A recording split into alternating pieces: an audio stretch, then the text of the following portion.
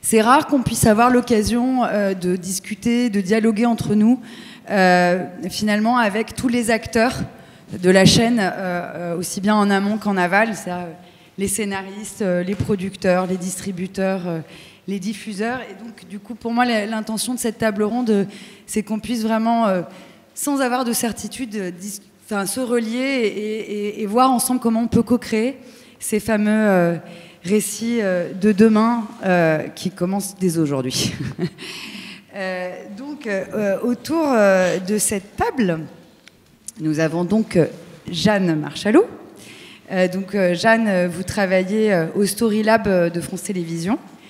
Donc, vous nous raconterez un peu votre regard, ce que vous faites. C'est vraiment un laboratoire autour de la réalité augmentée, de la réalité virtuelle. Voilà, c'est du work in progress, hein, d'après ce que j'ai compris. Donc, Yves Darondeau, vous êtes donc cofondateur de Bonne Pioche, producteur.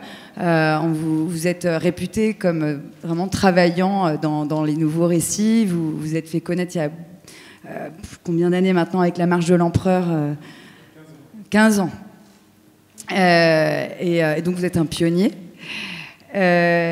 Donc Johanna, c'est vous. Johanna Gallardo, donc vous travaillez à Film Paris Région, vous vous occupez donc des relations institutionnelles à Film Paris Région, vous êtes aussi notre partenaire.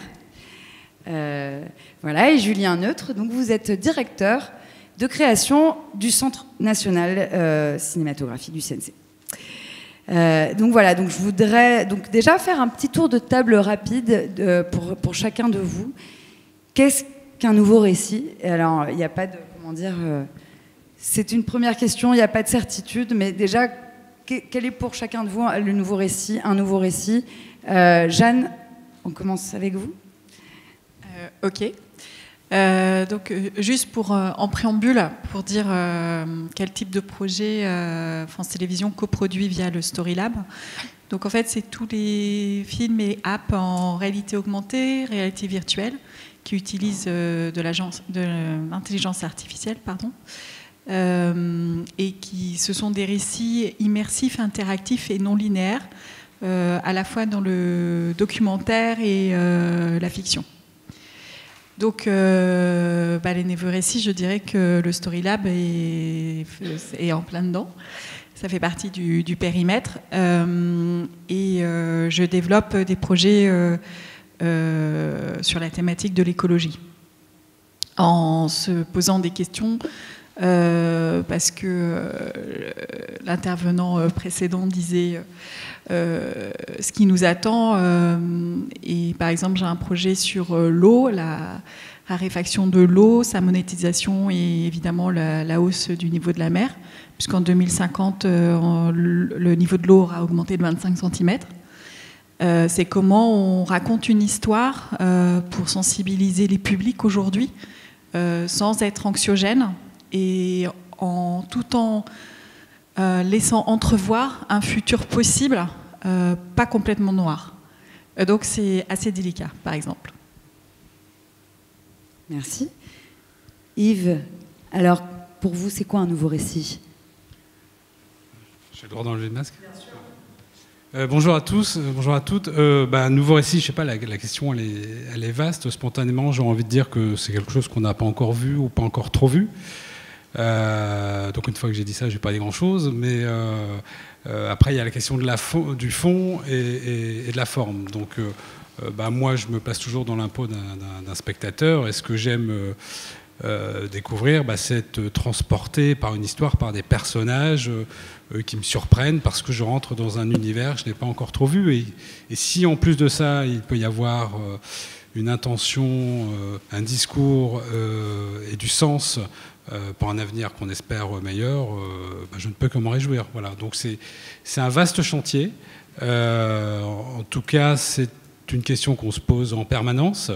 Avec l'envie d'innover, parce que je pense qu'on est tous animés par ça, mais aussi la nécessité et l'envie, bien sûr, de faire en sorte que ça existe. Donc on connaît aussi les contraintes, les attentes de nos partenaires avant de pouvoir toucher le public.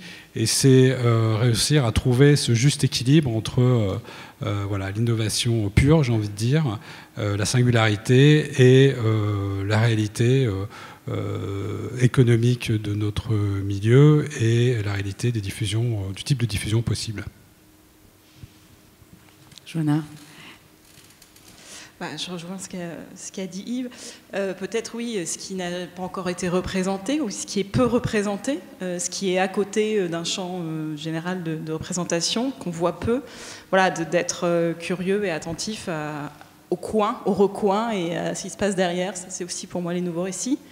Et peut-être, du coup, le nouveau récit, c'est aussi de réfléchir à la façon dont, enfin, quand on raconte une histoire, à comment elle va être fabriquée. Et du coup, à prendre en compte la façon dont on va fabriquer le film. Et en fait, Film Paris Région, on est très engagé sur ce sujet-là à travers le collectif EcoProd, qui prend en compte l'impact environnemental d'un film en mettant à disposition des outils et des formations. Et en fait, plus on creuse le sujet, plus on se dit, quand on parle de fabrication, qu'en fait, on doit travailler aussi avec les scénaristes et pas seulement les gens qui fabriquent, j'entends les chefs décorateurs, les directeurs de production, mais si effectivement dans l'histoire quelque chose est décidé, de mettre une explosion par exemple, qu'est-ce que ça implique dans la fabrication d'un film? Au départ, on n'était pas sur ces réflexions-là dans le contenu, c'était pas notre champ. Maintenant, évidemment, plus on creuse le sujet, plus ça arrive voilà, sur le devant de la scène. Ouais, petit rituel de... On fait tomber les masques. Voilà. Merci, bonsoir à tous.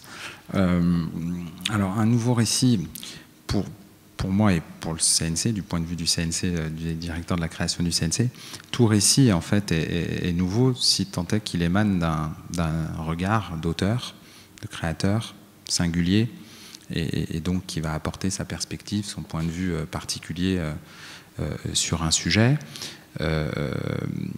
Et notre enjeu, nous, on n'est pas comme certains, comme Yves, comme vous, les diffuseurs, les producteurs, les créateurs, les auteurs, on n'a pas la main sur le guidon de la création. Nous, on ne crée pas au CNC, mais on doit créer de la création, donc créer les conditions qui permettent un renouvellement permanent et permettre à ceux qui créent de le faire dans les meilleures conditions, de la manière la plus libre possible. Et ce pari-là doit conduire à prendre en compte, du coup, le contemporain, à prendre en compte tous les enjeux, si cette liberté, elle est en effet effective. Et donc, c'est une lutte permanente, et tous nos enjeux réglementaires, d'accompagnement, sont tournés vers cet enjeu de la liberté de la création, qu'il faut rendre effective. Comment on rend libre ceux qui créent, libre d'appréhender tous les sujets, libre d'appréhender toutes les perspectives, tous les points de vue. Et donc ça conduit à des enjeux très très concrets. On est libre si on a accès, d'abord, à la création. Donc ça part très en amont dans les écoles, la formation. Je sais qu'il y a des personnes de Courtrage, mais dans la salle, voilà, ça fait partie des initiatives qu'on soutient pour essayer de démultiplier les chemins qui mènent à la création, donc très en amont. Ça veut dire aussi soutenir dans les moments fragiles les créateurs, les producteurs, pour rendre possible l'émergence de nouveaux récits. Donc là, on a toute une batterie de solutions, d'aide à l'écriture, au développement. Voilà, à chaque étape de la création, on a des solutions. Enfin, on essaye en tout cas. Elles sont toujours perfectibles et on les co-construit en permanence avec le secteur, mais c'est très concrètement pour permettre ce renouvellement et de nouveaux récits. Et donc ça, c'est des paris de recherche et développement. Et nous, de notre point de vue, évidemment, la création, ça ne se décrète pas et on n'est surtout pas là, nous, le CNC, pour l'orienter. On est là pour la permettre, créer les conditions de sa meilleure émergence. Et ensuite, c'est aux acteurs de la création de l'incarner et de faire émerger ces nouveaux récits. Oui, effectivement, ce matin, on évoquait le fait que le terme nouveau récit est dans le fond un peu un pléonasme. Par définition, un récit est toujours nouveau. Et pour autant, les récits actuels ne reflètent pas toujours les enjeux contemporains et la pensée complexe. Et donc vous, en tant que directeur de la création du CNC, qu'est-ce que vous observez sur cet état des lieux de la création? Qu'est-ce que vous voyez émerger? Est-ce que c'est à la hauteur des enjeux? Compliqué d'en faire une réponse simple. Ce qui est sûr, c'est que c'est un enjeu, sans cesse, mais ça l'a toujours été. C'est pas simple parce qu'il y a une multiplication d'acteurs, comme tu le disais, et je pense que vous êtes les mieux placés pour nous décrypter aussi les difficultés. On sait que c'est pas simple. Évidemment, les orientations du centre et qui délèguent à des membres de commission le choix des œuvres qui vont être soutenues.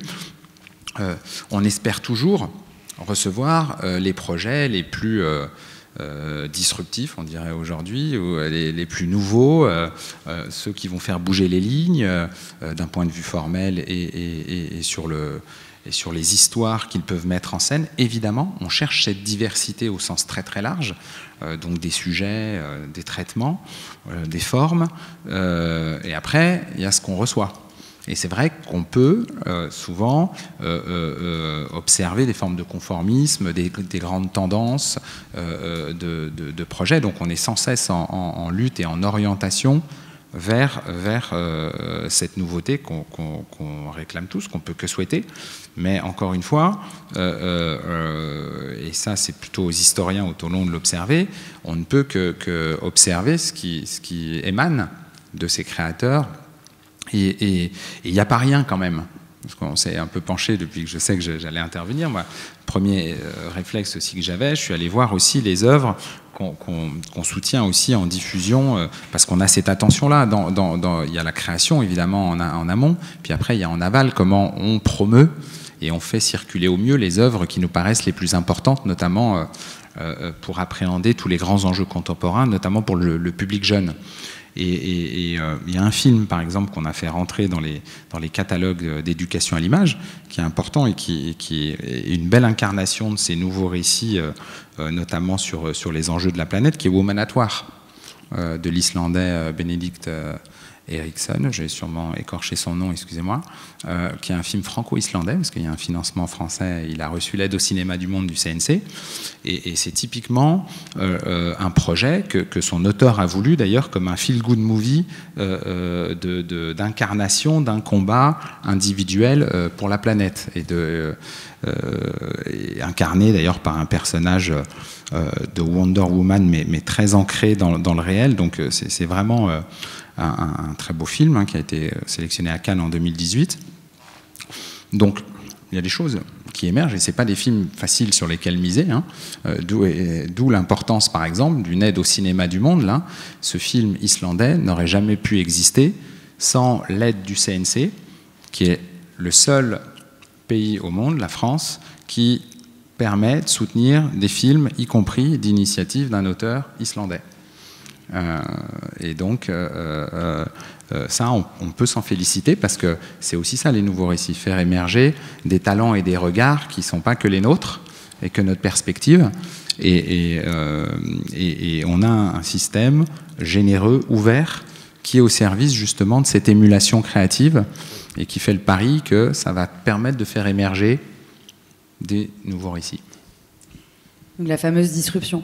Alors, dans le rapport que j'ai écrit pour l'ADEME, où j'ai interviewé un certain nombre de scénaristes qui, d'ailleurs, sont présents parmi nous aujourd'hui, il y a quand même le constat que quand ils essaient de vendre, de proposer donc de nouveaux récits, que ce soit à des producteurs, à des diffuseurs, c'est quand même pas évident, quoi, parce que il y a quand même des croyances ou des fausses croyances sur le fameux audimat, ou le ça va pas marcher, ou l'amour heureux n'a pas d'histoire, ce que vous me disiez au téléphone, hein, Julien. Comment on fait, en fait? Est-ce que vous les voyez, vous, ces croyances? Parce que en même temps, vous êtes plutôt du côté lumineux de la force, mais quand même sur ce marché, que ce soit du côté des diffuseurs, du côté des producteurs, comment ça se passe? Vous êtes conscient quand même de cette difficulté pour les scénaristes de proposer des contenus qui contribuent à élever les consciences? Alors, Moi, je trouve que c'est... bien sûr qu'on est conscient de ça, et bien sûr que c'est difficile. Et je vais parler pour moi, mais en tout cas en tant que producteur, moi je suis toujours d'abord un spectateur ou un lecteur. Donc sur un projet qu'on peut me présenter, j'ai besoin d'abord d'être embarqué, d'être séduit, de pouvoir me projeter dans un film à venir, parce qu'en fait, mon rôle, à un moment donné, je ne vais être, entre guillemets, qu'un ambassadeur. C'est-à-dire que moi-même, je vais me retrouver face à des partenaires que je vais devoir convaincre de nous suivre sur ce projet. Et c'est vrai que l'innovation, tout le monde en rêve. Souvent, ça fait peur, parce que de fait, on n'a pas les références en termes d'audience, en termes de succès, etc. Et on sait qu'il y a toujours des enjeux financiers. Et donc, beaucoup de partenaires, puisque le cinéma ou la télévision, en tout cas la production audiovisuelle, coûte souvent quand même assez cher, même si on est soutenu régulièrement par le CNC. La question se pose tout de suite derrière du potentiel d'un film, et donc du public ciblé, et est-ce qu'on va réussir à cibler ce film. Donc, de fait, du coup, il y a beaucoup de projets qui ne passent pas, ces barres-là, ça c'est vrai. Et puis de temps en temps, il y a des projets sur lesquels on s'accroche, en tout cas, moi, producteur, et comme plein d'autres, et des auteurs, et des réalisateurs, et des partenaires, qui à un moment donné fait qu'il y a une espèce d'alignement des planètes, où tout d'un coup, il y a un projet qui séduit tout le monde. Alors pourquoi ? C'est très compliqué d'expliquer, parce que des fois, ça repose sur des choses rationnelles, mais des fois, ça repose sur des choses totalement irrationnelles, qui passent... par l'enthousiasme d'une lecture, par l'émotion, par la découverte d'un univers, par la surprise d'une ambition créative absolument excitante, sur lesquelles tout d'un coup on va faire un pari, et effectivement on va faire en sorte que voilà, de quelques lignes écrites, ça devienne réalité, ça devienne une œuvre audiovisuelle ou cinématographique.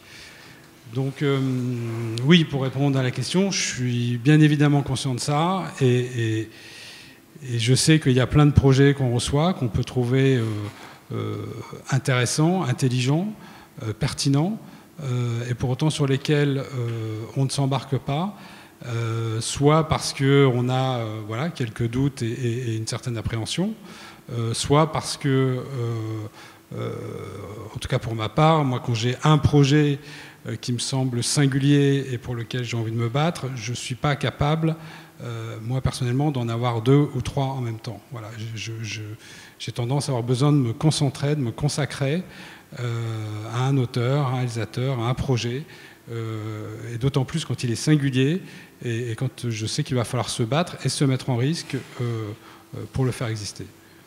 Donc là, je ne sais pas si ça répond à la question, mais... C'est un début, de toute façon on va continuer, mais Jeanne, vous qui représentez France Télévisions, combien de fois, même en tant qu'auteur-réalisatrice, j'ai un producteur qui m'a répondu « Ah non, ça va pas plaire, ça rentre pas dans la case, le fameux ça rentre pas dans la case, il n'y a pas forcément de public ». Et si finalement, est-ce qu'on sous-estime pas un peu ce public ? Est-ce que, dans le fond, on pousserait pas à ce que le citoyen devienne lui aussi un expert ? Pourquoi on ne lui fait pas confiance à ce citoyen spectateur ? Racontez-nous un peu. Alors, de France Télé. Je ne vais pas répondre pour les collaborateurs qui sont sur la fiction et le documentaire. Je vais répondre pour ma part. Il n'y a pas de case pour le Story Lab. Donc, on est plus libre. Et c'est à la fois plus libre et plus contraint, puisque l'exploitation se fait sur les stores des GAFA. Donc, la censure, elle vient d'eux, et non pas de moi ou de France Télévisions, puisque je choisis les projets, je suis d'un point de vue éditorial et artistique. Donc, au contraire, j'essaye de les choisir engagés, engageants, impactants, même si c'est un peu un mot à la mode, mais malgré tout. Et au contraire, l'innovation et les nouveaux récits sont au cœur même de la philosophie du Story Lab, et qu'il faut justement être innovant tant sur la technologie utilisée que sur l'écriture, tout évidemment en gardant la base de la narration, hein. Mais comme il n'y a pas de case, on peut être plus créatif et plus libre. Et après, en fait, la problématique, c'est les soumissions pour les stores, pour les apps, donc Google, Apple, et pour le seul casque standalone à l'heure actuelle, Quest, donc Oculus, donc Facebook. Ça, c'est notre problématique. Mais après, là, moi, j'ai 5 productions qui sortiront à l'automne, et les sujets sont très variés. Cela va de l'app en réalité augmentée sur l'exploitation des minerais qui composent nos portables, à une balade dans les tableaux du musée d'Orsay par la petite danseuse de Degas qui s'anime, à Lady Sapiens, qui est un univers qu'on va découvrir via un documentaire, une expérience VR et des modules Lumni, via un biblioquette qui va être un parcours à faire en AR et en LBE, c'est-à-dire in situ, d'une invitation à la lecture au travers des lectures d'écrivains jeunesse. Et j'en oublie un, je ne sais plus lequel. Donc et j'ai un projet pour 2022 pour casque Quest VR qui sera un jeu vidéo. Réalité virtuelle. Oui, pardon. Faut m'arrêter si vous ne comprenez pas mon jargon. Pour apprendre aux femmes l'autodéfense via un parcours de gaming et de rencontres de femmes qui, dans l'histoire, se sont battues pour leurs droits. Voilà, donc à chaque fois, c'est engagé. Et là, à chaque fois, la question, c'est est-ce que les GAFA vont nous autoriser à les publier sur leur store ? Alors, dans le rapport sur ce storytelling, ce fameux storytelling qui reflète les enjeux contemporains, donc dans le monde du cinéma et de l'audiovisuel, il ressort beaucoup dans les besoins des scénaristes le sacro-saint besoin de financement. Et donc, je me tourne vers vous, Johanna. À Film Paris Région, vous soutenez la création, il y a des aides au développement. Comment vous soutenez les nouveaux récits, vous ? Alors, juste petite précision, donc Film Paris Région, c'est la commission du film d'Île-de-France et on est rattaché à la région Île-de-France, donc qui a un fonds de soutien cinéma audiovisuel. Voilà. Et du coup, ce fonds de soutien, effectivement, soutient la création complètement en complément du CNC. Donc, il faut venir évidemment tourner en Île-de-France pour avoir un soutien. Ceci étant dit, on soutient toute la chaîne en fait, du développement de scénarios à la post-production et à l'après-réalisation. C'est aussi une logique d'aide à la création et à faire en sorte que ces récits soient vus à l'écran, donc de soutenir toute la chaîne. L'aide au développement, donc elle concerne tout type de format de film. C'est une aide aux scénaristes et pas aux producteurs, qui n'est pas énorme, mais qui est quand même entre 8 000 et 18 000 euros. Donc c'est quand même bon à savoir. Voilà. La petite spécificité de notre aide au développement, c'est qu'en fait, il faut être rattaché à une structure implantée en Île-de-France. Donc il y a un côté peut-être nouveau récit, puisque pas forcément que l'histoire se passe en Île-de-France, mais d'être intégré au territoire ou d'être relié au territoire. Ça peut être un lycée, ou ça peut être une structure ou une association. Exemple très classique, vous faites un film qui parle des prisons, je dis n'importe quoi, et on vous demande peut-être de vous associer à une prison pour entamer des ateliers rencontres avec des prisonniers sur le processus d'écriture ou sur qu'est-ce que c'est de vivre en une prison. Donc en fait, le développement doit se faire en lien avec cette structure et qui rend aussi concret, qui fait aussi un travail et écho avec l'histoire. Voilà, c'est un peu la spécificité. Évidemment, on a le fonds de soutien classique à la production et l'aide à la pré-réalisation qui aide à la post-production du film, images, son, mais aussi aux dépenses marketing du film. Voilà. Vous aussi, Julien, pas vous personnellement, mais le CNC. Oui. Donc... nous, alors, toutes nos aides sont tournées vers la création directement ou indirectement, évidemment. On réfléchit cependant à renforcer nos aides les plus amont, là où c'est le plus fragile, où c'est le plus risqué. Avec les producteurs pour voir comment, et on est déjà à leur côté dans les phases de développement qui sont les plus fragiles, mais on sent que c'est là où nous, les pouvoirs publics, on est encore plus utiles à leur côté. Donc ça, voilà, c'est évidemment toujours à renforcer pour renforcer leur capacité à être eux-mêmes autonomes et prêts à prendre des paris et des risques au moment de l'émergence des œuvres. On a pris aussi un certain nombre d'initiatives plus précises là, qui rentrent dans cette démarche un peu de nouveaux récits, comme vous l'entendez. Dans le plan de relance du CNC, on a réussi à avoir un peu de sous voilà, du ministère de la Culture pour relancer le secteur, et on a voulu le faire en le relançant, tourné justement vers l'avenir. Et s'agissant de la création, on a eu notamment 3 initiatives qui sont porteuses potentiellement de nouveaux récits. En tout cas, on crée les conditions de nouveaux récits. Vis-à-vis des auteurs, on a lancé une nouvelle aide qui s'appelle l'aide au parcours d'auteur, qui est une aide très amont, où on est dans la R&D de l'auteur, au moment où il n'est pas encore dans un projet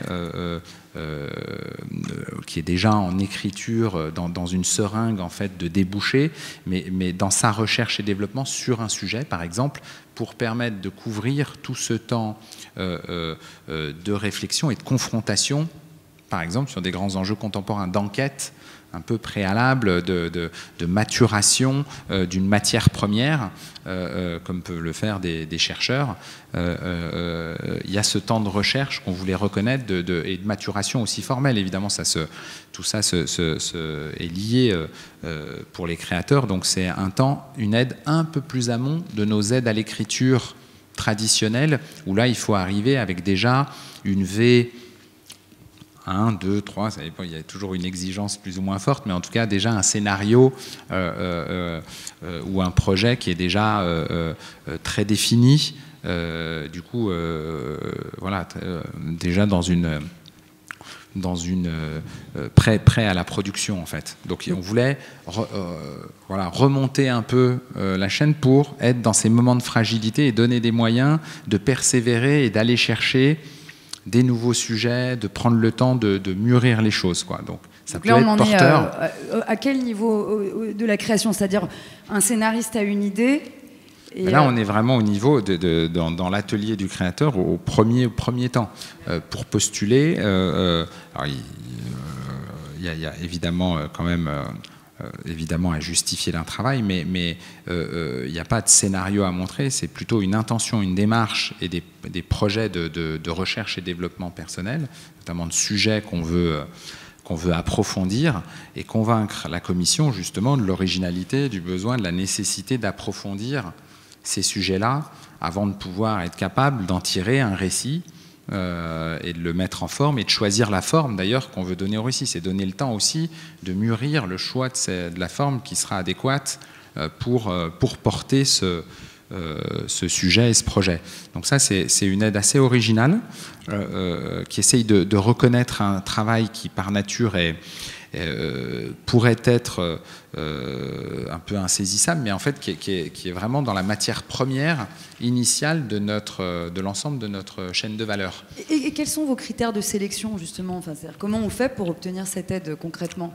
Alors c'est toujours, on a les mêmes grandes règles au CNC de déléguer en fait nos choix à des membres de commission, à des professionnels qui reçoivent, évaluent et décident des attributions des aides.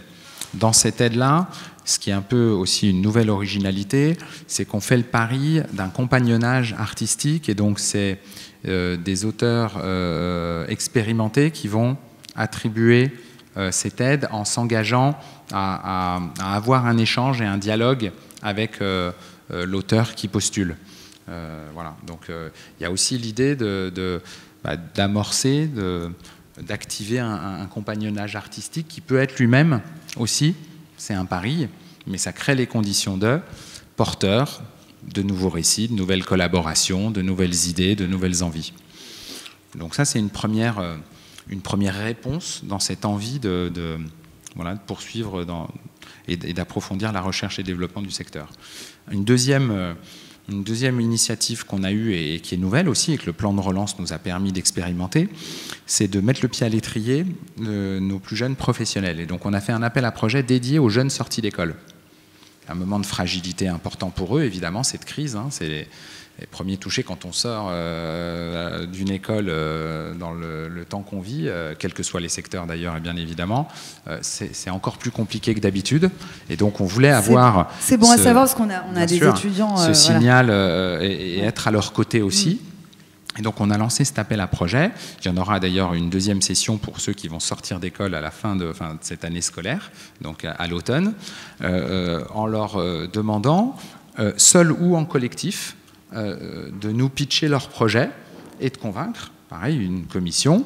Le président, c'était Claude Lelouch cette année, et Ariane Ascari, la vice-présidente, donc avec vraiment des personnes voilà, qui sont dans cette démarche aussi de transmission et de reconnaissance. Voilà, c'est ce qu'on leur offre aussi, une forme de label et de reconnaissance de leur potentiel et de la promesse qu'ils représentent, leur projet et eux-mêmes. Et on leur donne une petite bourse quand même de 5 000 € pour leur mettre le pied à l'étrier et commencer à initier leur projet. Et on a eu beaucoup d'équipes, ça c'est très réjouissant, on voulait insister sur cet aspect collectif, parce qu'on est dans un secteur qui se construit voilà, en équipe. Et donc on a eu des super équipes de jeunes auteurs, réalisateurs, producteurs. Parfois ils avaient déjà voilà, des comédiens, des monteurs, enfin toute l'équipe se présentait. C'est aussi ça qui voilà, nous permettra demain d'avoir les récits que vous appelez de vos voeux, sachant que dans c'était un retour, on n'a pas, j'ai regardé en sachant que je venais intervenir, c'est vrai qu'on peut s'étonner, la thématique environnementale n'apparaît pas comme majeure dans ce qu'on a reçu, pour le coup, dans les projets et les objets. Donc ça, on peut s'en étonner vu l'importance que ça a, et puis dans ce que aussi cette génération porte, incarne et vers lequel elle s'engage. C'est vrai que ça n'est pas ressorti comme quelque chose de particulièrement présent.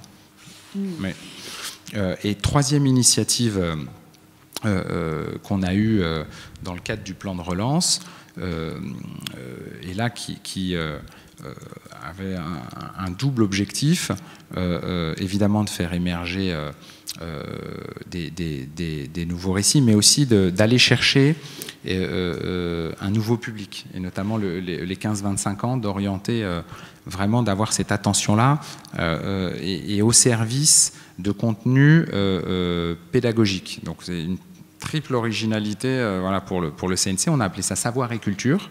Et donc c'est un appel à projet qu'on a fait et sur des formes et médias les plus puissants aujourd'hui pour toucher ces 15-25 ans, donc la web vidéo et le jeu vidéo. D'ailleurs, on a une membre de la commission parmi nous ici qui a siégé pas plus tard qu'hier sur cette commission. On a reçu beaucoup de projets donc, qui avaient comme point de départ l'idée de médiatiser davantage des contenus à fort contenu scientifique et culturel. Donc y compris sur les enjeux évidemment de planète, on en a eu, hein, et qui devaient démontrer donc leur capacité à les rendre les plus puissants possibles, avec des angles les plus originaux possibles pour toucher les 15-25 ans. Donc ça c'est encore une initiative qui peut permettre aussi de faire émerger des nouveaux récits. Est-ce que je peux juste... Bien sûr. Rebondir sur ce que dit Julien sur cette commission Savoir et Culture Jeux vidéo, puisqu'effectivement la commission a eu lieu mardi et c'est une première dans un partenariat CNC France Télévisions Ubisoft, auquel je tiens beaucoup, puisque dans la saison 2021-2022, un des axes éditoriaux du Storylab va être le jeu vidéo, justement dans l'optique d'élargir aussi nos publics et d'aller toucher l'utilisateur par le jeu, le gaming, et d'aller le toucher sur des enjeux effectivement pédagogiques, culturels, scientifiques et écologiques. Et donc ça c'est très important et je suis très contente que cette commission ait lieu, que cette aide existe.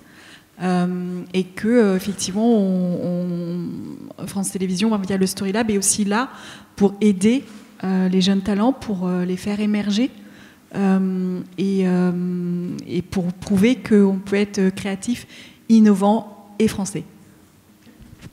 Et pour être complètement complet, c'est vrai que j'aurais dû citer tous les partenaires. On n'a pas fait ça seul, le CNC. Encore une originalité d'expérimentation que nous permet le plan de relance. On est allé chercher des partenaires.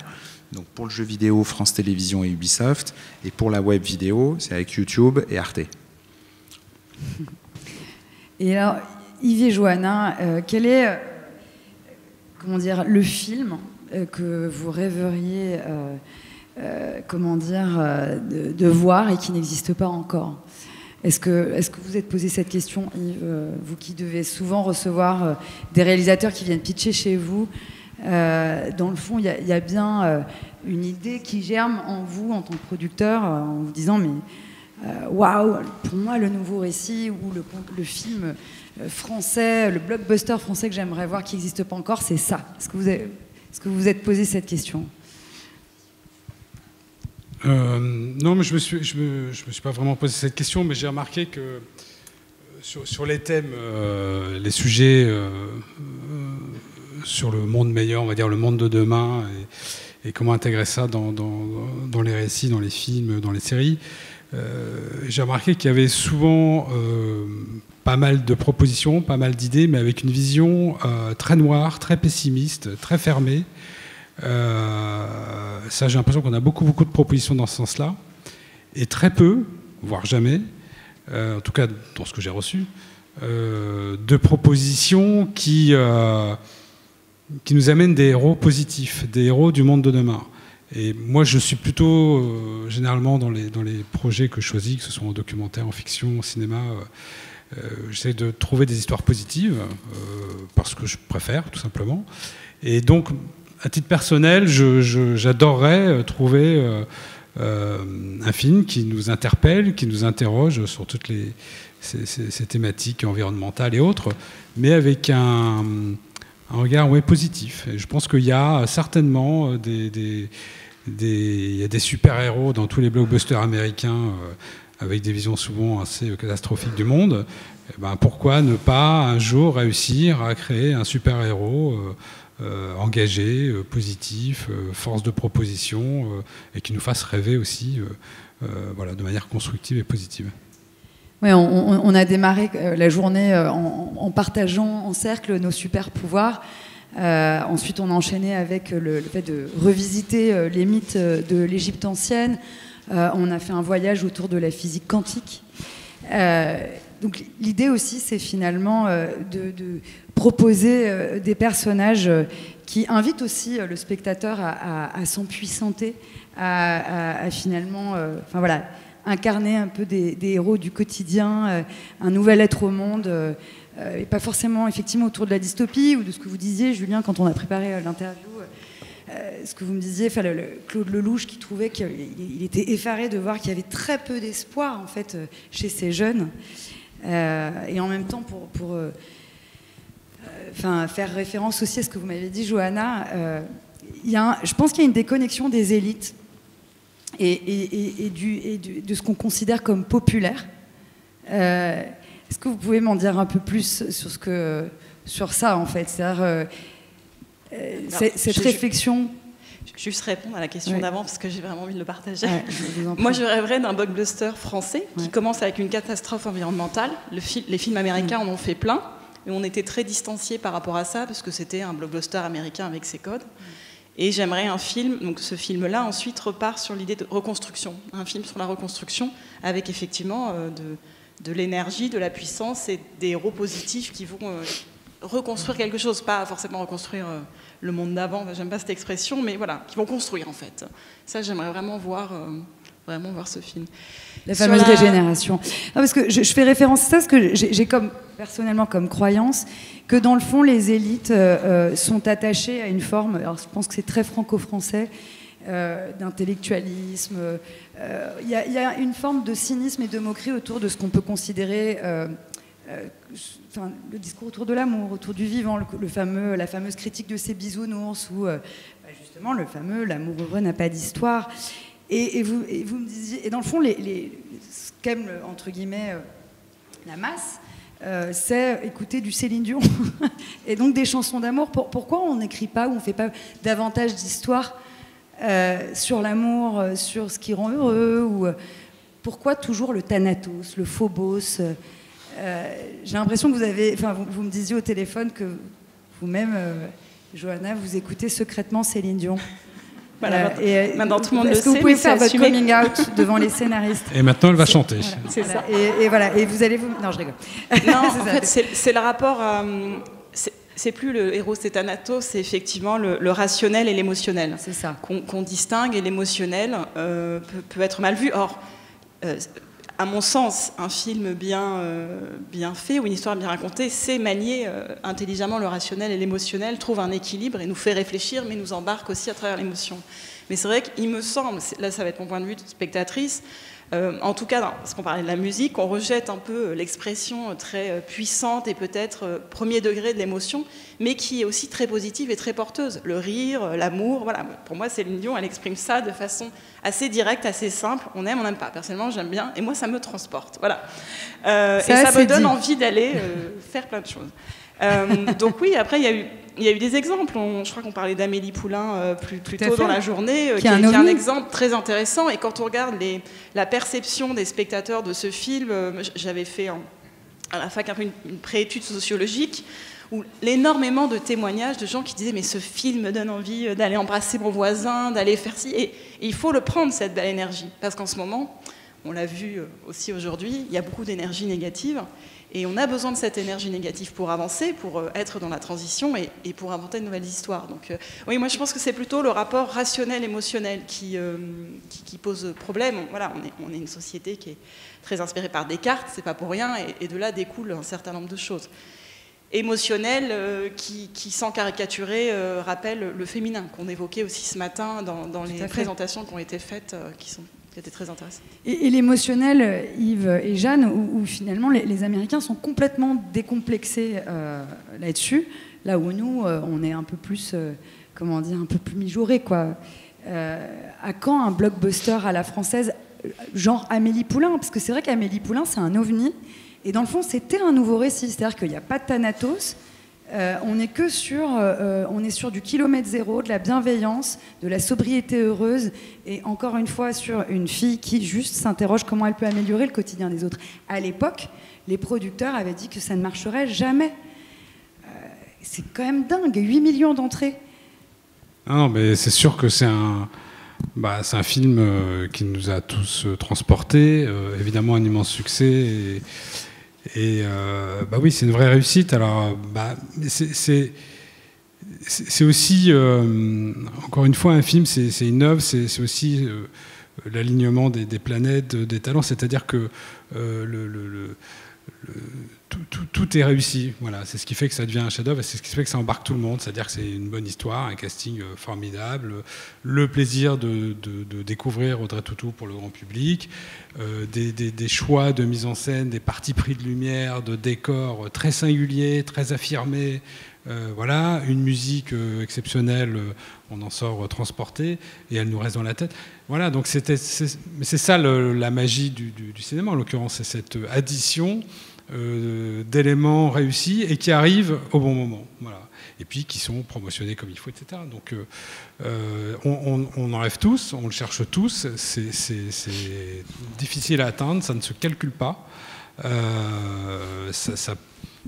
Ça repose sur des choses qui ne sont pas forcément rationnelles, c'est intuitif, c'est personnel.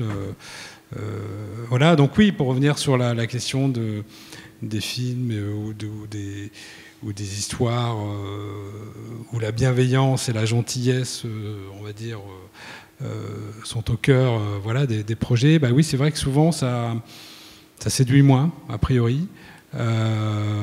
Peut-être que ça nous ramène à quelque chose de plus, a priori, niaiseux ou enfantin, alors que je pense que le public est prêt à se laisser embarquer encore une fois sur des valeurs extrêmement positives, mais ça n'enlèvera jamais la nécessité de trouver le récit sur le fond et sur la forme qui doit regorger d'une certaine efficacité. Le mot n'est pas très joli et pas forcément très juste, mais qui en tout cas va nous capter en permanence, va faire en sorte que le spectateur n'est jamais lâché, voilà, quel que soit le genre de cinéma, que ce soit un drame, que ce soit une comédie, que ce soit une romance, peu importe.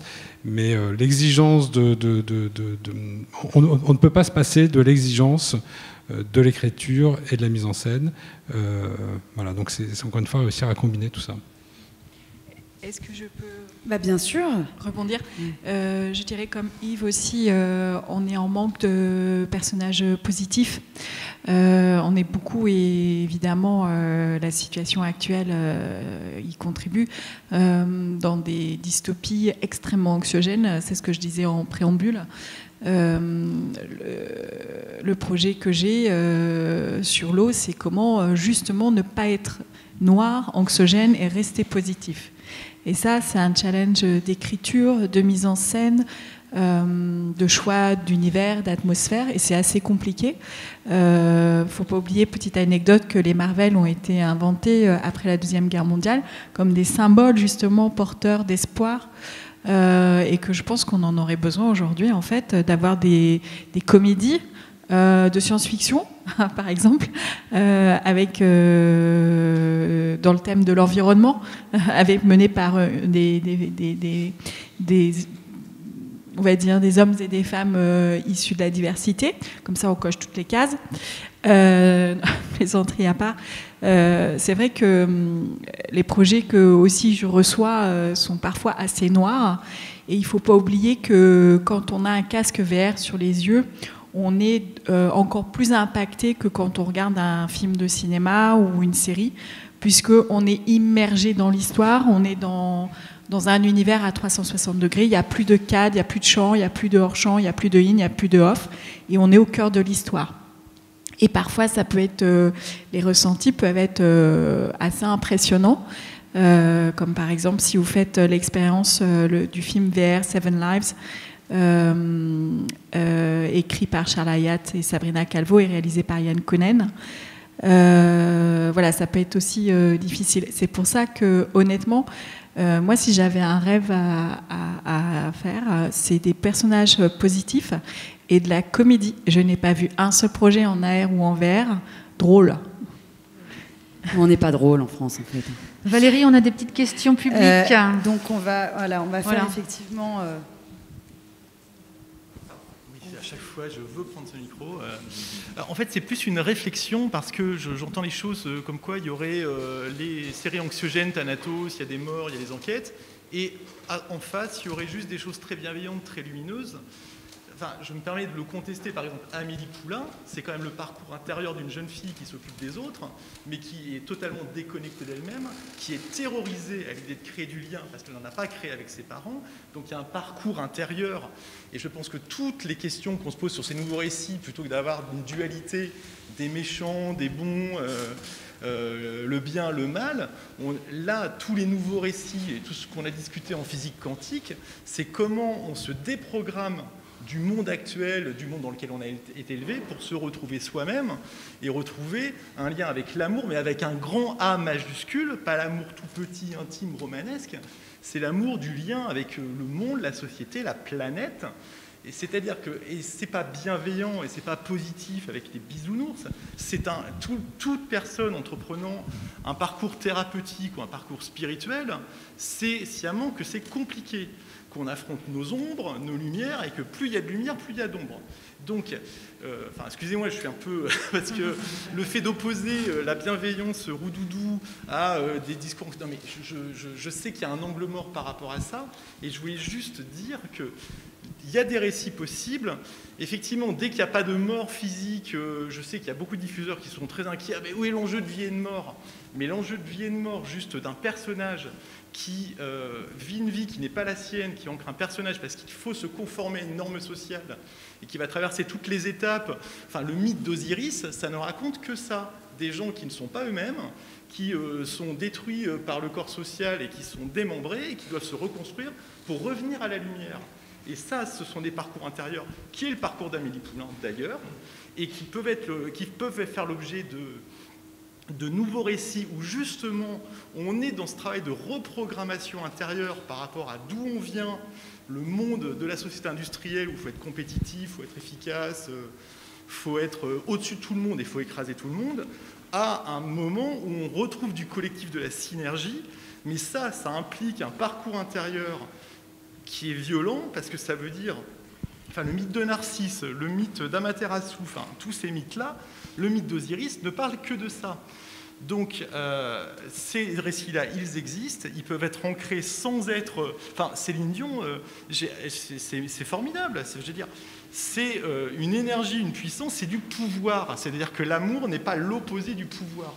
Ce sont des choses qui de la puissance, plutôt. Ben, la puissance, Martin Luther King a dit une phrase terrible, le problème c'est qu'on a construit le pouvoir de manière antinomique avec l'amour. Et du coup, dans la sphère publique, le pouvoir c'est totalement désémotionné et l'amour c'est du domaine de l'intime ou du religieux. Donc l'idée de reconvoquer l'amour avec un grand A et que en fait tous les récits que vous réclamez, je pense sincèrement que ce sont les récits qui opposent la peur à l'amour. Et enfin, bon, admettons, mais quoi qu'il en soit, ces récits-là, ils existent. C'est ça le nouveau récit. Hein, c'est ça justement le nouveau récit. Je pense, enfin bon, après voilà, c'est une conviction intime. Du coup, il y a quand même beaucoup de peur chez les diffuseurs en général et chez les décideurs parce que justement, ça implique une reprogrammation aussi et ça implique de faire confiance au public, d'être à l'écoute de cet appel vers une reprogrammation de nos modes de pensée par rapport au monde. Et donc, il y a des conflits à jouer, il y a de la dramaturgie très très possible sans qu'il y ait des milliers de morts, et parce que ces parcours-là intérieurs, ils sont excessivement difficiles. Et je finirai par une citation de Chogyam Trungpa, qui disait « Vous voulez tous être réveillés, mais si vous saviez ce que c'était que l'éveil, vous n'iriez pas. » Parce que l'éveil, c'est absolument pas être en mode lobotomisé, c'est génial, tout brille, tout est merveilleux. L'éveil, c'est en lien direct avec le monde, avec le cœur qui saigne. Voilà. C'est surtout sortir de l'ignorance et percer le voile. On va prendre une autre question. Ça résonne beaucoup ce que vous dites et merci parce que ça nous conforte un peu dans le storytelling de la journée où justement l'idée c'est de réinsuffler de l'amour dans les récits. Mais ça soulève la question de ce que disait Roland Barthes dans Fragment d'un discours amoureux, qui disait qu'au XXIe siècle, ce serait plus obscène de parler d'amour que de pornographie. Et on voit beaucoup de pornographie dans les récits, malgré tout. Enfin, quand je parle de pornographie, c'est tout ce qui va avec, quoi. Et donc, du coup, merci, parce que ce que vous dites, ça résonne beaucoup. Et c'est révolutionnaire de parler d'amour avec un grand A. Et c'est peut-être ça, le nouveau récit, effectivement. Alors, si je peux juste rajouter quelque chose par rapport à ça... la spécificité aussi de tout ce qui est interactif, immersif, c'est l'aspect sensoriel, voire sensuel, qu'on peut avoir avec une chorégraphie, avec le corps, une histoire. Et en fait, tout est inventé. Hein. Moi, je veux bien une histoire d'amour en VR, ça ne me pose pas de problème. Je veux bien la lire. Donc, il y a l'implication du corps dans toute la poésie que ça peut apporter. Vous avez une expérience qui a été coproduite par Arte qui s'appelle Not on Blindness, qui est sur l'histoire d'un écrivain qui perd petit à petit la vue. Ça paraît sombre, ça ne l'est pas. L'expérience est magnifique et l'interaction de l'utilisateur, c'est justement par le son et par le geste de voir et d'être dans l'esprit de cet homme, et c'est assez poétique. Et il y a un côté extrêmement sensoriel et extrêmement sensuel qui change la donne. Donc, moi, je rêverais aussi d'avoir... en fait, j'ai plein de rêves. D'avoir une expérience VR sensorielle sur les corps. La danse, par exemple. Il y a le film Flûte, dont évidemment je vais avoir oublié le nom. Où il y avait des magnifiques passages dansés. Documentaire ? Non, fiction. Qui a eu plein de prix, un film français d'une jeune réalisatrice sur 2 filles de banlieue, copines, et ça se finit très mal. Aidez-moi. À chaque fois, on nous donne la fin des films qu'on n'a pas encore vus. Comment ? Oui, Divine. Et dans les scènes de danse de Divine sont extrêmement sensuelles, et il y a très peu de réalisateurs qui savent filmer les corps en mouvement. Donc, à vos stylos. Alors, prochaine question. Oui, alors c'est une réflexion par rapport au constat qui est fait. Alors pourquoi il n'y a finalement très peu de sujets positifs qui arrivent à vous, en fait, et de récits un petit peu différents qui montrent autre chose que des dystopies? Tout simplement parce que déjà, c'est aujourd'hui ce qu'on nous propose. Donc forcément, on se base sur ce que l'on voit, donc ce qui est... Et du coup, on répète un peu les mêmes schémas. Encore une fois, les modèles, il n'y a pas que les citoyens, il y a aussi les auteurs qui les ont. S'il y a des tas de cases pour faire du policier, donc on va écrire du policier tout simplement parce qu'on aura plus de chances que ça se fasse. Déjà, c'est un premier point. Deuxième point, et c'est ce que Valérie a évoqué, et ce que M. Darondeau aussi a dit, si on écrit un récit différent, qui soit sur des thématiques environnementales, qui soit encore une fois sur du positif, on sait qu'on a du coup beaucoup moins de chances qu'il existe. Donc comme il faut vivre, eh bien, on écrit plutôt des choses qui sont toujours sur le même modèle. Bon, ça c'est le constat. Maintenant, comment est-ce qu'on peut essayer de changer les choses concrètement ? Je pense qu'il faut vraiment jouer sur l'effet d'impulsion, c'est-à-dire montrer l'exemple. C'est-à-dire, justement, montrer qu'il est possible de créer des récits différents et qu'il y ait un débouché. Par exemple, l'année dernière, il y a eu l'appel à projet « On s'adapte » pour des courts-métrages qui, là aussi, étaient suite justement... sur des thématiques environnementales, pas forcément positives, mais en tout cas qui donnaient à voir d'autres choses. Qu'est-ce qu'on attend pour faire des appels à projets sur du long métrage ou sur de la série, pour que ça ait un peu plus de visibilité que du court métrage, où malheureusement on sait que voilà, ça reste un petit peu limité en termes de portée. Et ça, par exemple, le CNC a fait des appels des aides sur les films de genre.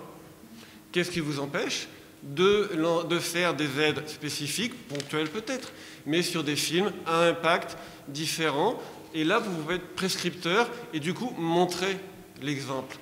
Et forcément, vous aurez des projets qui arriveront. Je prends un autre exemple. L'appel à projet SACD-OCS de cette année est sur le handicap et la comédie. Clairement, écrivez spontanément un projet sur le handicap et la comédie. Effectivement, il y a Intouchable, par exemple. Il y a la série Vestiaire. Enfin voilà, vous avez 2 exemples très particuliers. Je suis sûr que cet appel à projet-là, qui est concret, qui amène des perspectives, ils vont recevoir des projets. Et ils vont recevoir des bons projets. Donc il y a vraiment cet effet prescripteur d'impulsion que aussi les régions peuvent le faire, en faisant des aides qui soient ciblées, encore une fois, sur ces thématiques-là. Et 2 autres petites idées. Vous avez des lecteurs de scénarios pour amener les projets aux commissions. Ils ont des grilles de lecture, donc du coup, je ne sais pas s'ils sont plus ou moins formés, en tout cas, ils ont des grilles. Pourquoi ne pas inclure dans ces grilles-là les représentations différentes qui sont faites des personnages, des héros, ne pas être forcément dans celui pour qui la réussite, c'est avoir la grosse bagnole et compagnie. Donc, dans les critères de choix, pourquoi vous ne pourriez pas inclure ces différents éléments-là? Et dans les commissions, dans les jurys, peut-être introduire aussi des gens qui sont capables de lire des scénarios, des projets, mais qui aient aussi plus cette sensibilité-là et qui puissent aussi pousser des projets qui amènent d'autres représentations. C'était une question ou c'était un... Il y a beaucoup de choses. Je voulais juste dire qu'il y a une série 360 avec une jeune fille handicapée qui se cherche, et notamment se cherche dans sa sexualité, qui est coproduite par Marie Blondiot, Red Corner, et dont évidemment j'ai oublié le titre, qui a été primé dans différents festivals. Mais voilà, c'est des sujets qui existent. Alors c'est vrai que quand on est sur du 360 de la VR ou de la R, on sent qu'on est libéré de l'antenne et donc de cette fameuse grille ou case. Et ça, c'est important aussi. Alors, je crois qu'il y a une autre question. Je voulais juste répondre. Alors, on a financé, évidemment, c'était financé par le CNC, le film Hors Normes, qui est aussi sur l'autisme et le handicap, qui est aussi une comédie quelque part. Sur la commission, le choix des commissions, c'est leur choix. Il y a la moitié de professionnels, la moitié d'élus, donc je ne vais pas répondre là-dessus. Après, nous, au niveau de la région, c'est aussi être partenaire de ce genre de journée. Pour nous, c'est important, parce que c'est aussi repartir à la base. Et là, on est dans la R&D aussi, comme vous le mentionnez. Cette journée-là, elle est aussi la R&D, on est ensemble, financeurs, diffuseurs, scénaristes, producteurs, et je pense que c'est aussi d'aider ces initiatives qui sont très bien, pour ensuite susciter ce dont vous mentionnez. Voilà, c'est juste. Et sans avoir de certitude, d'ailleurs, hein, on est en working progress, on crée. Ouais. Alors, il n'y a pas de grille, comme vous le dites, qui viendrait critériser et découper les œuvres en critères. On fait confiance à des appréhensions plus globales des choses de la part des membres de commission, hein, qui sont des professionnels de la création, des différents regards. Ça pourrait conduire, ce que vous dites, à cette critériologie-là qui n'en finirait jamais, hein, parce que chacun pourrait dire pourquoi moi, ma priorité n'est pas prise en compte. Et il y a d'autres initiatives complémentaires, d'autres pouvoirs publics qui ont ces priorités-là, dont ils ont la charge, qui peuvent en effet faire des appels à projets spécifiques. Nous, notre priorité au CNC, au ministère de la Culture, c'est les œuvres, c'est les auteurs. C'est pas un type de projet, une problématique qui permettra jamais de les couvrir toutes. C'est-à-dire que si on rentrait dans cette logique-là, on déconstruirait absolument toutes nos aides et on aurait une aide pour les films courts qui traitent de tel sujet, les films longs qui traitent de tel autre sujet, les films qui traitent sur cet angle-là, positif, ce serait nier complètement le pari de la création et des auteurs. Et alors après, vous disiez, c'est une croyance, il y a évidemment, heureusement, depuis... quand on a un peu de recul historique sur l'ensemble des œuvres qui ont pu émerger, on voit qu'il y a des récits dits positifs ou qui ont cette lecture-là qui peuvent émerger, mais on voit aussi, et c'était très juste ce que disait Yves, la difficulté et la grâce que ça demande en termes d'écriture, parce que c'est peut-être les plus difficiles, mais d'ailleurs comme les comédies, on dit souvent c'est ce qu'il y a de plus difficile à écrire. Mais il y a un constat, qu'on le veuille ou non, c'est moins une croyance qu'un constat, c'est que l'amour heureux n'a pas d'histoire. C'est Denis Rougemont qui l'avait observé, c'est une thèse assez connue, mais de fait, c'est en se penchant sur 2000 ans d'histoire de la littérature et du théâtre, et c'est vrai qu'on le regrette ou pas, Roméo et Juliette a eu plus d'impact et de circulation que un couple heureux qu'on a mis en scène et dont on ne se souvient pas, et à chaque époque a eu son blockbuster, si je puis dire, et des livres qui ont très bien marché à une époque, mais qui ont moins bien circulé et sont moins restés, de fait, et c'est un constat, que Roméo et Juliette, qui n'est pas très heureux dans son dénouement. Enfin, donc moi, juste pour finir, je pense que le meilleur pari qu'on doit faire, c'est celui de donner tous les moyens à la création, aux créateurs, aux producteurs, pour pouvoir développer les sujets les plus divers. Et en effet, faire le pari que certains vont répondre à cet appel, parce que oui, c'est sûr qu'il y a une attente de spectateurs, oui, c'est sûr qu'il y a des récits qui ont envie de se déployer dans ce sens. Il faut leur donner les moyens et qu'ils ne soient pas a priori, en effet, mis de côté. Ça, il faut s'assurer de ça, et c'est tout l'enjeu de faire que les membres de commission ou de comités de sélection chez les diffuseurs soient les plus divers et ouverts possibles pour savoir saisir cette diversité aussi de récits, mais je pense qu'on ne pourra pas répondre par des formes qui conduiraient à des formes finalement de direction de messages et pour les pires formes de propagande, parce que ça conduit aussi la direction de récits à ça. Il faut aussi savoir où ça mène. Donc il faut faire le pari de la liberté de création. Et ça permet de faire quand même émerger des perles, comme vous le disiez. C'est vous qui parliez d'Amélie Poulain. Voilà, et ça existe et ça réunit des millions de personnes. Et il y a quand même beaucoup de films, quand même, pour ne pas être que négatif, qui sont, d'ailleurs, c'est devenu un genre en soi, le feel-good movie, il y en a quand même. On a quand même des films dont on ressort, je ressors une fois sur deux quand même d'une salle de cinéma avec un élan et pas toujours plombé quand même. Il ne faut pas non plus caricaturer non plus notre création. Oui, moi je suis d'accord, attention aux trop de critères, parce que quand bien même on remplirait toutes les cases, si on en rajoutait, on peut avoir bon dans toutes les cases, et c'est pas pour autant qu'on aurait forcément la promesse d'une œuvre voilà, inspirée et inspirante, j'ai envie de dire. Donc, je pense que il y a deux, parce que je comprends la problématique de, on a besoin de bouffer, donc on va aller vers ce qui existe. Donc, s'il faut du polar, on va faire du polar, etc. Ça, c'est une chose. Je pense que ça peut être certainement une partie nécessaire du boulot de chacun en tant qu'auteur. Après, il y a les œuvres plus personnelles sur lesquelles on peut aller puiser des choses plus profondes, plus personnelles, où là, on peut se permettre de sortir des sentiers battus. Et je pense que c'est ça qu'on cherche.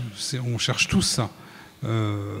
Moi, ce qui m'anime dans mon métier, et je suis un peu comme vous tous, c'est-à-dire que il y a un moment donné où, oui, on a besoin de faire tourner la boîte, donc on va aller chercher des films à produire, voilà, répondant aux attentes des chaînes et aux cases. Et puis ce qui nous anime au quotidien, c'est quand même, on rêve tous de faire le Amélie Poulain. Voilà, donc on a, enfin moi en tout cas en tant que producteur, je pense en tant que partenaire, on a tous ce désir-là profond. Donc encore une fois, c'est très compliqué, c'est difficile à atteindre. Il n'y a pas de règles. Chaque année, heureusement, on a des très belles surprises, on a des talents qui émergent, des premiers films, faits des fois avec des bouts de ficelle, et puis d'un coup ils ont la grâce. Voilà, ils nous transportent, ils nous amènent à découvrir un univers qu'on ne connaît pas, des jeunes acteurs, des jeunes actrices. Enfin, je pense qu'il ne faut pas lâcher, même si bien sûr que c'est difficile. Hein. J'en suis conscient. Après, moi je trouve on a une chance aujourd'hui, c'est de pouvoir utiliser aussi les réseaux sociaux, Internet, poster. Aujourd'hui, avec un iPhone, on peut faire des choses formidables. Il y a de la place pour des courts-métrages. Il y a des talents qui émergent de là aussi. Et c'est pas qu'une question de moyens financiers. Et des fois, justement, il faut pas attendre de moyens financiers. Il faut se lâcher sur l'écriture, la réalisation et la mise en ligne de ce qui vous semble fort, quoi, en tout cas. Juste pour rebondir, effectivement tout à l'heure en plaisantant je disais qu'il fallait cocher toutes les cases, mais ce qui porte un projet c'est d'abord l'histoire et encore l'histoire. C'est-à-dire qu'il faut qu'il y ait un récit qui soit bien construit et ça c'est la base. Et après pourquoi il y a la grâce, pourquoi il y a l'alignement des planètes, ça c'est parce que aussi les producteurs quand par exemple ils me proposent un projet c'est parce qu'ils y croient. Et si moi je me lance dessus, c'est parce que j'y crois. Et qu'à un moment donné, on a tous envie d'aller au bout, mais il y a quelque chose qui nous porte, nous, dans l'enthousiasme, au sens étymologique du terme, qui fait que, voilà, à un moment donné, la mayonnaise prend. Alors, il y avait une dernière question. Ouais, une remarque en fait. J'ai l'impression au fond qu'on ne parle pas vraiment le même langage. Parce qu'en fait... je crois que nous, on est portés par quelque chose de très fort qui est simplement cette phrase « Nous sommes le vivant qui se défend ». Il y a une grande, grande urgence et je pense que le nouveau récit, ce qui cache surtout, c'est des auteurs qui veulent être militants en fait, et engagés, et activistes. Et je pense que ce militantisme, cet activisme et cette recherche justement d'apporter d'une certaine façon une pierre à l'édifice, je pense qu'elle infuse la société. je pense qu'elle infuse de plus en plus les auteurs, et ça, c'est une excellente chose. Et je crois que, voilà, nous, en tout cas, c'est avant tout ça, je pense, qu'on recherche. C'est qu'elle vous infuse également, qu'elle infuse tous les gens qui ont de l'argent, qu'elle infuse, comme disait Jodorowsky, hein, l'argent, c'est une énergie, il faut qu'elle circule. Et il faut que ça infuse maintenant tous les décideurs et tous les gens qui peuvent aider, en fait, cette expression, qui est une expression, je pense, en tout cas, c'est comme ça que je le vis, mais je pense qu'on est beaucoup à le ressentir. Encore une fois, qui est une expression militante, voilà. Merci beaucoup pour cette conclusion, pour cette remarque. Et c'est vrai qu'on sort d'une journée où on a beaucoup travaillé la question de l'intériorité. Et on a travaillé beaucoup la question de qui tient le stylo. C'est-à-dire qu'on a finalement interpellé les scénaristes en disant « Mais qui vous êtes, vous, quand vous racontez des histoires? Qu'est-ce que vous engendrez en écrivant ces histoires ?» Et du coup, c'est vrai que je sens quand même un peu une fracture, et c'est ça le problème. Je sens que c'est le problème, c'est-à-dire que derrière les institutions, il y a des êtres humains. Et avec chacun de vous que j'ai eu au téléphone, on en parlait, c'est-à-dire le fameux devoir de réserve, mais en même temps, on a envie de dire qui produit, qui diffuse quand on est un diffuseur, qui finance. J'ai l'impression qu'au vu de l'urgence de la situation aujourd'hui, on est tous un peu amenés à être des résistants. On parlait de faire de la pédagogie clandestine. Enfin, en tout cas, moi, je vais parler en mon nom. C'est vrai que j'assume pleinement le fait que les nouveaux récits, c'est pour faire de la pédagogie clandestine, pour élever les consciences, en fait. Et donc, comment ça se passe? Est-ce qu'on peut quand même... J'aime pas le mot positif, personnellement, parce que je trouve que, pour revenir au terme de Pascal de Gaillatis, on crée de la polarité. C'est-à-dire que, finalement, le positif appelle le négatif. Mais dans le fond, nous, ce qu'on veut, c'est d'aller vers une forme d'unité, de conscience de la reliance, de conscience de l'interdépendance, de conscience du vivant. Dans le vivant, il y a de l'ombre. Mais comment on fait pour créer des récits qui soient vraiment vivants, en fait, qui nous connectent au côté organique? Est-ce que ça peut être un critère, en fait, dans vos cases? Vous parliez, Yves, de Le problème, c'est qu'il n'y a pas de case. Il n'y a pas de case. Il n'y a pas de case. Oui. Il ne faut pas créer des cases là où il n'y en a pas. C'est-à-dire que là, c'est plutôt vous qui ramenez ça à une case. On vous entend pas trop. Il n'y a pas de case. Bien, ouais. Ouais. Ouais. Si vous pouvez parler, voilà, merci. Il n'y a pas de case. On attend des super récits. Ce que vous dites, on en rêverait tous de trouver ces récits hyper inspirants, inspirationnels et qui rassemblent tout le monde autour. On les cherche. Ouais. Écrivez-les, et il y a plein de dispositifs. Et les gens autour de la table qui lisent les projets, c'est des gens qui cherchent ça aussi. On réunit des gens très très différents dont on ne peut pas dire qu'ils n'ont pas la fibre militante, qui viennent de parcours, de vie, de regards très différents. On a beaucoup évolué en ce sens et regardé tous les membres de commission et tous les types de dispositifs qui permettent des formes très différentes aussi. Ce que disait Yves est très juste, le lieu de renouvellement aujourd'hui, c'est sur YouTube aussi, sur les plateformes.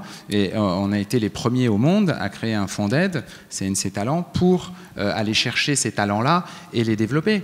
Mais on ne va pas écrire, on ne va pas leur dire ce qu'ils vont devoir écrire et filmer. Dans quel monde on serait si une institution, un État, disait ce qu'il faut dire et écrire à ces artistes. C'est pas possible.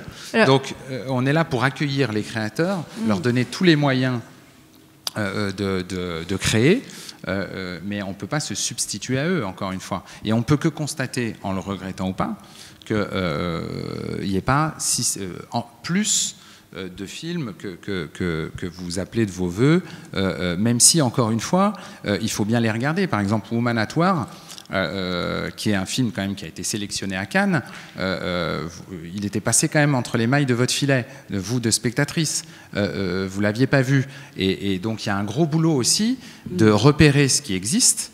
Et de le faire encore mieux voir et de le faire circuler, parce que il y a quand même, on a une création. Dire que je fais pas bien mon travail? Non, mais je veux dire, il y a une création qui est importante quand même déjà. Non, c'est pas ça. Mais ce que je veux dire, c'est qu'il y a aussi beaucoup de choses qui existent et qu'on ne fait pas encore assez voir aussi, parce qu'il y a beaucoup de créations qui demandent à trouver aussi leur public et qui sont des nouveaux récits et qui sont formidables.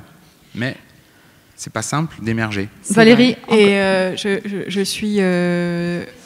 je rebondis vite fait. Ouais. Pour rebondir par rapport à la réaction et à ce que vient de dire Julien, pour France Télévisions, l'écologie, par exemple, est au cœur du 2e mandat de la présidente, et donc il y a un côté militant et de positionnement. Et moi, j'estime que quand il y a une expérience VR sur les 10 Sapiens qui revoit la place de la femme il y a moins 38 000 ans, et qu'on s'aperçoit que la place de la femme, c'est pas celle qu'on nous a inculquée, c'est militant. Quand on fait une appli AR sur les composants de nos portables, avec un témoignage d'un homme qui a été enfant soldat et enfant mineur, c'est militant. Quand on invite à la lecture les jeunes, c'est militant quelque part. Quand on invite via un conte la découverte de tableaux du musée d'Orsay, c'est aussi militant. Et donc c'est aussi engagé. Sauf que, évidemment, le Story Lab est tout récent. Les projets sortiront cet automne. La problématique, c'est la visibilité de ces projets et de le faire savoir, puisque par exemple France Télévisions n'est absolument pas attendu sur des projets de VR et d'AR. Donc nous savons faire, mais il nous faut faire savoir. Et moi j'estime que quand on part sur un projet, je parlais d'enthousiasme tout à l'heure, mais il y a aussi la conviction. Mes convictions que je mets au service de France Télévisions, ma déontologie qui est très importante. Sinon, je ne pourrais pas me regarder tous les matins dans le miroir. Et ça je pense qu'en tant que aussi producteur, en tant que diffuseur, ça porte. Et sur le CNC aussi, on a la conviction que si on aide les nouveaux talents et si on a pour France Télévisions une mission de service public, notamment par exemple sur l'environnement, c'est pas pour rien que j'ai 3 projets en développement sur l'environnement. Mais c'est quoi? C'est pas sur l'environnement. À chaque fois, il y a une histoire. Soit c'est documentaire, soit c'est fiction. L'environnement est un contexte, est un prétexte pour démarrer quelque chose, pour aller interpeller l'utilisateur. Et c'est vrai qu'on utilise les smartphones. Alors on pourrait se dire pourquoi utiliser une appli AR pour parler des minerais qui composent nos smartphones? C'est justement parce que les utilisateurs sont sur ces smartphones. Voilà, j'ai fini. Pardon, excusez-moi. Oui, pour conclure, on a deux questions. Pour une fois qu'on peut avoir un dialogue. Oui, c'est bien. On ne coupe pas le... Oui, ma question est toute simple. À quel point il faut être avancé pour prendre contact avec vous et comment on fait? Si je devais rajouter quelque chose, je pense que... Contacter qui? On sentait la frustration un peu dans la salle de ne pas être écouté, surtout quand on est militant. Et je pense qu'il y a peut-être une distance entre vous et nous, peut-être, qui n'était peut-être pas réelle. Mais du coup, je voulais savoir de façon très pratique comment... Je peux répondre pour ma part. J'ai envie de dire que pour moi, il n'y a pas vraiment de règles. C'est-à-dire que il y a des projets sur lesquels je me suis embarqué, sur des scénarios ou des projets très aboutis, très écrits, très précis, portés depuis longtemps par des auteurs ou des personnes qui ont développé. Mais il y a aussi des projets sur lesquels je me suis embarqué sur un coup de tête, parce que j'ai reçu par mail une vidéo de quelqu'un qui me raconte quelque chose en 1 minute 30 que je ne connais pas du tout. Je prends l'exemple d'une série télé documentaire qu'on produit, que vous connaissez peut-être, qui s'appelle Nuit et culottée. Nuit et culottée, c'est un jour, on sort par mail 2 minutes 30 de Nantes Mouts, qu'on ne connaissait pas du tout. Ils nous font leur démonstration à poil de pourquoi partir à poil, c'est intelligent et c'est intéressant et ça peut raconter quelque chose de l'humanité et ça peut être une force de proposition d'un monde constructif, pour utiliser des grands mots. Voilà, et on a eu un coup de cœur sur eux. Ils n'avaient jamais fait de télé. On a débarqué à France 5, ils sont venus à poil avec nous, on a fait le tour de France 5 avec eux à poil, et ça a embarqué tout le monde. Voilà. Pour donner un exemple. Donc, j'ai envie de dire que tout est possible, pour peu. Encore une fois, moi en tant que producteur, je ne suis qu'un passeur ou qu'un ambassadeur. Mais pour être un bon passeur ou un bon ambassadeur, j'ai besoin de bien comprendre, de bien cerner l'intention, le projet. Il faut évidemment que ça me parle, que ça me raconte quelque chose, que ce soit quelque chose que j'ai envie de découvrir, de voir, qui ait du sens, ou qui me fasse rire, peu importe. Mais il faut que j'en saisisse la pertinence, la profondeur, et que je sois à même de moi-même le porter. Parce que, voilà, encore une fois, moi je suis là pour réunir les moyens artistique, financier, humain. Mais voilà, après, c'est les auteurs, les réalisateurs, les réalisatrices qui nous amènent ces idées-là. Donc, c'est possible à tout moment, il n'y a pas de règle. Voilà. Johanna, il y a un... Mais ça m'arrive, pardon, juste pour terminer, ça m'arrive aussi, bien évidemment, de lire des projets, de dire c'est super, mais je trouve que ce n'est pas assez avancé pour que je puisse prendre une décision. Ça m'arrive aussi, parce que je peux sentir qu'il y a quelque chose d'intéressant, mais je n'en suis pas encore assez convaincu, pour différentes raisons, où je ne vois pas comment je vais être capable de faire en sorte que ça devienne une réalité, donc un film ou une œuvre télé. Donc je peux dire, oui, c'est pas assez abouti pour moi. Voilà. Donc tout est possible. Il y a un projet de plateforme, Johanna, oui. Potentiellement, les scénaristes peuvent rencontrer des acteurs. Oui, alors juste avant, pour l'aide au développement de la région, que vous soyez expérimenté ou non, vous pouvez proposer un projet. Donc rentrons en contact ou sur région-ile-de-france.fr ou filmparregion.com, il y a les informations, on vous met en relation avec la personne qui s'en occupe, il n'y a aucun problème. Oui, alors justement... On développe avec vous, pour la première année, cette plateforme de mise en relation entre vous, porteurs de projets, et producteurs. Donc vous êtes normalement inscrits pour vous présenter vos projets. Et actuellement, des producteurs s'inscrivent et se connectent. Donc n'hésitez pas à bien compléter votre profil pour cette mise en relation qui commence donc de mardi prochain, mardi, mercredi, jeudi, et à solliciter des rendez-vous en ligne. Donc c'est une plateforme de rendez-vous en ligne, tout est gratuit. Et donc nous, on a invité un ensemble de producteurs en Ile-de-France qui font différents types de formats, sur différents types de sujets. Il y a une grande variété. Donc voilà, n'hésitez pas à les solliciter. Eux-mêmes devraient vous solliciter des rendez-vous. Donc ça, c'est aussi une façon de se mettre en relation très facilement grâce aux technologies. Ça, c'est super. Et alors, pour ma part, c'est le même circuit que pour le documentaire ou la fiction. C'est-à-dire qu'un auteur doit... la personne qui peut me présenter un projet, c'est un producteur. Donc, l'auteur doit rentrer en contact avec un producteur. Donc, vous avez plusieurs possibilités. Les producteurs de VR et XR sont associés dans le cadre de PXN, donc vous pouvez aller voir sur leur site et les contacter. Et sinon, je vous recommande vivement d'aller à New Images, qui est le festival XR de Paris, au Forum des images, pour rencontrer tous les interlocuteurs du secteur et de voir ce qui se fait à l'international et en France en XR, VR et AR. Non, je voudrais juste rajouter une chose, c'est que je comprends bien que vous cherchez la clé, que vous cherchez... c'est difficile pour chacun de faire exister ces projets, mais sachez que moi, en tant que producteur, je cherche aussi, c'est-à-dire qu'on est au même niveau. Vous cherchez, mais nous, on cherche aussi. Donc il n'y a pas de défiance ou pas du tout à l'égard des projets qu'on pourra recevoir. C'est simplement qu'il faut... Voilà, c'est une alchimie complexe, encore une fois. On lit beaucoup de projets, on en retient peu. Ça ne veut pas dire qu'ils ne sont pas bons, ça veut dire que peut-être que c'est des projets qu'on n'est pas capable de faire ou qu'on lit mal. Tout ça est possible, mais voilà, il faut trouver l'âme sœur, j'ai envie de dire, producteur, talent, réalisateur, auteur, etc. Et côté diffuseur, on cherche aussi. Et en fait, on parlait de quand un projet se fait et va au bout, c'est aussi une collaboration entre des auteurs, des producteurs et des diffuseurs. C'est aussi comme ça que ça prend, qu'à un moment donné, ça fonctionne. Une dernière question, si tu veux bien, Valérie. Oui, bien sûr. Oui, bien sûr. Bonjour. Toute la journée, on a parlé donc d'environnement et au début de la rencontre aussi. Moi, j'aimerais savoir, donc, après le premier confinement, on a vu que la Terre, surtout en Ile-de-France, l'air était beaucoup moins pollué, même dans les autres grandes villes.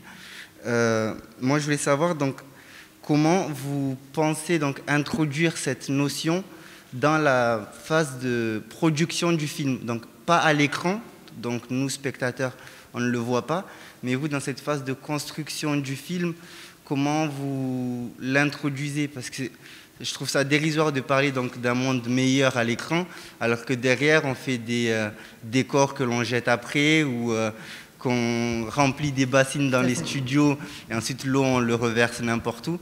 C'est pour savoir comment on allie les deux, donc ce que l'on voit à l'image et ce qui se passe derrière l'écran. Merci de poser la question de l'éco-production que j'ai complètement oublié de vous poser. Heureusement que vous êtes là. Je peux vous répondre sur ce point-là de manière très concrète parce que c'est une question qu'on se pose depuis longtemps chez Bonne Pioche. Le premier éco-tournage qu'on a fait en cinéma, c'était en 2013. C'était une coproduction avec la Belgique où on s'était appuyé sur une association qui nous conseillait à l'époque sur comment limiter notre empreinte carbone, etc. etc. Donc, et on le fait depuis sur tous nos films. Actuellement, là, je suis en tournage à Chamonix sur un long métrage, une comédie qui s'intéresse à la thématique du réchauffement climatique à travers cette image terrible du glacier qui disparaît sur les hauteurs de Chamonix. Et ça raconte l'histoire, juste pour en dire deux mots, l'histoire d'une bande d'adolescents d'une classe de 3e qui vont s'embarquer dans le projet un peu dingue d'essayer de couvrir le glacier avec des bâches géotextiles pour limiter et freiner la fonte des glaces et qui s'appuie sur une expérience qui a eu lieu sur certains glaciers, notamment en Italie. Ouais, c'est avec Clovis Cordillac, Claudia Tagbo, c'est un feel-good, c'est plutôt une comédie. Voilà. Et donc ce film, actuellement en tournage, on a fait en sorte de mettre en place tout un tas de petites choses. On n'a pas la prétention d'être irréprochable, certainement pas. Mais en tout cas, chaque jour, on s'interroge sur ce qu'on peut essayer de faire mieux pour être le plus responsable possible, le plus respectueux possible de l'environnement. Donc ça passe par des petites choses. Hein. Alors déjà, c'est 0 impression, 0 papier. C'est 0 plastique. C'est une cantine locale bio circuit court. C'est des voitures électriques, c'est pas de voitures exclusives, c'est-à-dire que ce n'est que du covoiturage, c'est du recyclage de décors, c'est des vêtements et des matériaux d'occasion dans les décors, voilà, etc., etc. Donc on travaille là-dessus, on s'appuie sur une organisation qui s'appelle Sequoia. Voilà, et on est en réflexion quotidienne sur ces points-là. Donc, il y a encore... Et les équipes, ce qui est intéressant, c'est que sur les premiers films, quand on a commencé ça, les équipes étaient assez réfractaires. Pour vous donner une idée, dans les contrats comédiens, les comédiens un peu stars nous demandaient toujours des voitures exclusives, etc., avec personne d'autre dans la bagnole. Aujourd'hui, quand on négocie les contrats, et quand on parle de covoiturage, les agents, les acteurs, même les plus connus, on va dire, l'entendent, l'intègrent. Et voilà, donc c'est des petites choses, encore une fois, mais voilà, ça commence à rentrer dans l'esprit de chacun. C'est même une fierté pour l'équipe, c'est-à-dire que chaque jour, sur la feuille de service, on fait le bilan. Aujourd'hui, on a réussi ça. On a fait un compost de tant de kilos. Enfin voilà, encore une fois, ça paraît anodin, mais du coup, ça entraîne aussi l'équipe, la production et les partenaires dans quelque chose d'extrêmement positif. Ça amène une certaine fierté. Et en plus, on est pour le coup cohérent avec la typologie de film et les sujets qu'on a envie d'aborder. Je l'ai mentionné rapidement tout à l'heure, j'ai parlé d'EcoProd. Donc ecoprod.com, c'est une plateforme, un centre de ressources. On est un collectif d'acteurs de l'audiovisuel. Le CNC est membre, France Télévisions, nous avons le groupe Audience, Canal+, TF1, et j'en oublie. Et en fait, on met à disposition gratuitement des guides, des fiches pratiques, des outils sur toutes les bonnes pratiques que vient d'exposer Yves. Plein de recommandations. Donc, je vous invite à aller regarder. Il y a aussi des formations gratuites en ligne, des formations gratuites pour les professionnels. Mais voilà, c'est un véritable centre de ressources qui existe depuis 10 ans. Et c'est vrai que ce sujet-là, maintenant, imprègne toute la profession, je crois, et prend de l'ampleur. Il va y avoir des annonces au prochain festival de Cannes, très fortes. On a réuni un groupe d'experts pendant plusieurs mois pour travailler très concrètement sur un plan de transformation de l'ensemble de la filière. Et donc, à Cannes, il y aura un plan d'action très clair sur l'ensemble de ces sujets qui sont alors déjà en partie pris en compte. Et par exemple, dans les derniers dispositifs qu'on a lancés, notamment celui choc de modernisation pour renforcer notamment les industries techniques, les studios, le critère de respect de l'environnement était prioritaire. Donc c'était pour justement donner les moyens à tous ces acteurs techniques de pouvoir se transformer, trouver des solutions pérennes qui soient les plus les plus respectueuses de l'environnement. Et pour vos projets, il y a plein de solutions, évidemment, comme disait Yves, le partenaire privilégié, et nous, il y a beaucoup de nos dispositifs qui cherchent à faire ce lien avec les producteurs, hein, c'est d'essayer de trouver un dialogue et un passeur. Il y a aussi des dispositifs qui peuvent être accessibles à des auteurs seuls, donc là, il faut tenter sa chance, hein, et selon les formes que vous développez, il y a des dispositifs différents. Si c'est pour de la web vidéo, si c'est pour de la VR, on a aussi des dispositifs. C'est pour du court-métrage plus cinématographique, on a des dispositifs dédiés. Donc il y a plusieurs voies et types de solutions en fonction de vos projets. Et encore une fois, ne croyez pas que les membres de commission qui sont des auteurs, comme vous, il y en a. Et d'ailleurs, vous pouvez, ça c'est une autre chose qu'on pourrait faire, c'est qu'il y en ait. Certains d'entre vous dites, si vous ne vous sentez pas représenté, venez être lecteur dans les commissions du CNC. On a besoin sans cesse de renouveler nos regards et des personnes qui sont des professionnels de tous les maillons de la chaîne et qui viennent évaluer et être face à tous les projets, et vous allez voir que c'est pas simple aussi, c'est une responsabilité compliquée, hein, de savoir évaluer et sélectionner, parce que malheureusement on peut pas aider tout le monde, hein, on est toujours dans des enveloppes contraintes, et donc il faut faire des choix, toujours avec ce souci en effet d'essayer de faire émerger la plus grande diversité et la plus grande originalité, la plus grande nouveauté. Mais c'est pas simple. Je voulais juste préciser que du coup la région Île-de-France a un éco-bonus aussi dans le cadre du fonds de soutien cinéma audiovisuel. Quand vous recevez l'aide à la production, vous pouvez, avec une note d'intention, expliquer vos intentions de pratique éco-responsable sur le tournage, et donc la région abonde en fonction du budget du film pour vous aider à mettre en place des bonnes pratiques, embaucher un éco-manager par exemple, ou renforcer son équipe et définir une stratégie. Voilà. Donc il y a un vrai engagement dans ce sens-là. Alors on approche de l'heure de la fermeture des lieux. Bon, moi, en tout cas, je voulais vraiment vous remercier déjà du fond du cœur d'être là, parce que pour moi, c'est déjà un geste et une main tendue en termes de temps, de dialogue. Bon, je ressors avec un peu le même sentiment que l'année dernière, où effectivement, il y a une petite déconnexion entre le public et la scène, et c'est OK. C'est OK parce que l'important, c'est qu'on maintienne le dialogue. Et il y avait exactement la même remarque l'année dernière, qui est que, en gros, on attend que vous nous proposiez des projets. Parce qu'il y avait exactement la même chose qui était ressortie l'année dernière, et ça avait beaucoup frustré les scénaristes, cette phrase. Et c'est pas grave. C'est pas grave parce que l'important, je pense déjà, c'est qu'on soit là et qu'on discute autour de la table. Donc un grand merci pour ça. Moi, je propose qu'on profite de la plateforme qu'est le Festival Atmosphère, ces nouveaux récits, et du dialogue qui a commencé, pour qu'on poursuive en fait la conversation, qu'on n'ait pas de certitude, que humblement on se dise ok, ensemble, mais un peu avec de l'horizontalité, qu'est-ce qu'on peut faire.